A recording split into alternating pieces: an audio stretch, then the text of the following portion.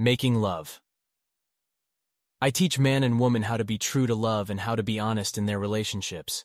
I help them to discover a divine love beyond all sexual imagining.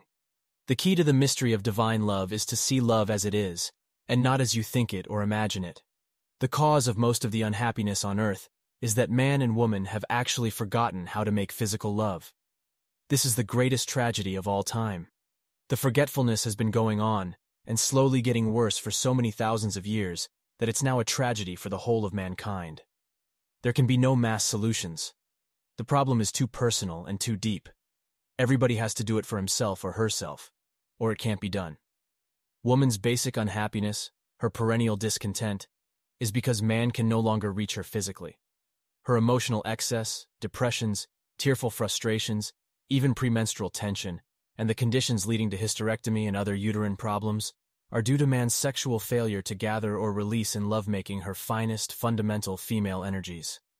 These extraordinarily beautiful divine energies are intense and exquisite, and when left untapped in woman, as they are now, they degenerate into psychic or emotional disturbances, and eventually crystallize into physical abnormalities. The womb gives birth to all things.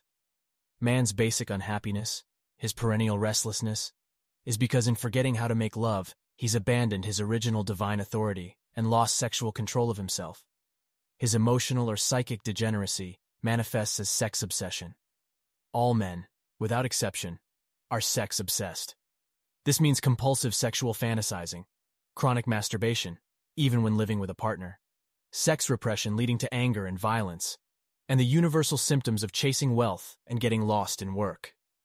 Busyness and wealth-gathering compensate for being an inept lover, and are cover-ups, in both sexes, for the inability or fear to love. Because of his neglect of love, neglect of woman, man suffers from premature ejaculation, guilt, anxiety, self-doubt, impotence, sexual atrophy masquerading as sexual disinterest, sexual abstinence due to repressed fear of failure, sexual bravado, and lack of true wisdom, all of which he inflicts on woman, aggravating her basic discontent and his own restlessness. No matter how much a woman loves her man and wants to give her love to him, she will not and cannot give up all her divine energies if he is not yet himself fully integrated or aligned with love. As very few men are themselves, the gap of unhappiness between man and woman keeps on growing. To be a fully integrated male, a man has to assimilate in his body the divine female energies that woman can only release to him through right physical lovemaking. But the man has to be man enough. He has to be able to love her enough. That is, love her selflessly during the actual act of lovemaking. He has to be able to absorb and express sufficient love in his body to reach the highest part of her, and love enough to extract the divine energies from her deepest center. To be able to love in this way is the authority man has lost, his only true authority over woman. This requires pure love. It does not depend on technique.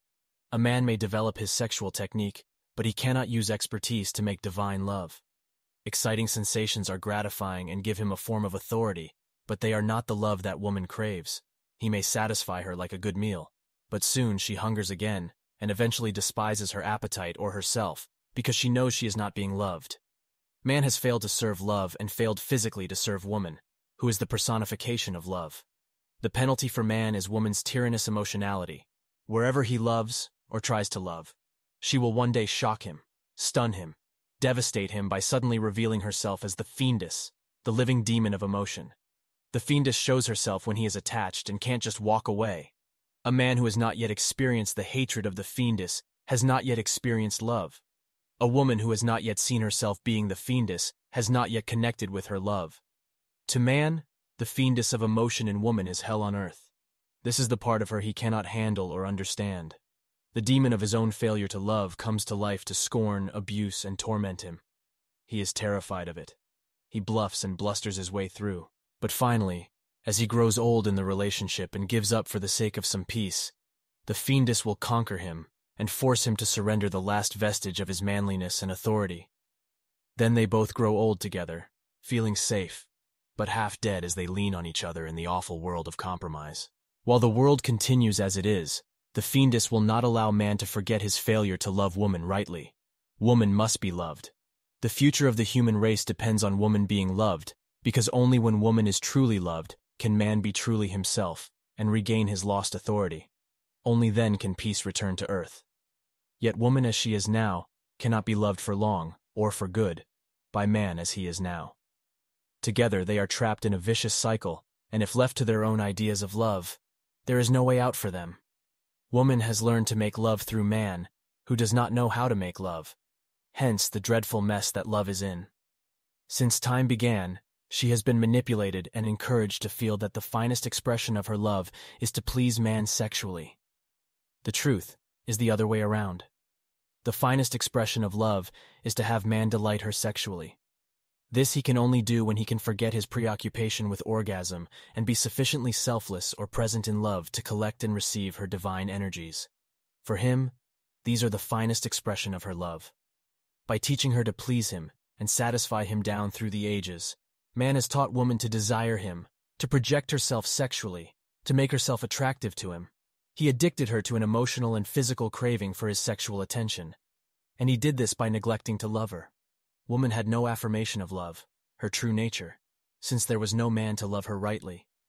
So she settled for sexual excitation, which man had persuaded her was love.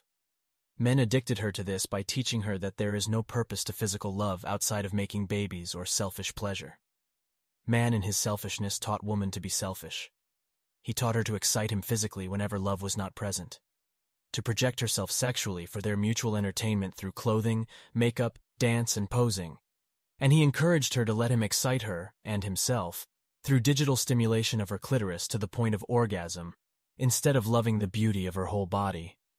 The loveless narcotic of sex numbed her, and like all addictions, engendered fear. Fear of losing him or his attention, and fear of other women in the form of jealousy and female competition.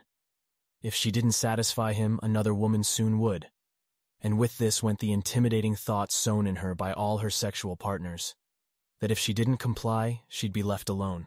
As a reaction to this male infamy, woman discovered cunt power, the power to tease man and manipulate him without delivering the goods, or by denying the goods when he wanted them. But the spell of cunt power, being largely imaginary, soon wore off after she let him enter her body. He would soon tire of her and go off with another. Woman's subconscious dependence on the fluctuating sexual attention of men rules her choice of partner. She may go for either an exciting man whom she thinks she can control, or an agreeable and safe partner whom she can quietly bend to her wants.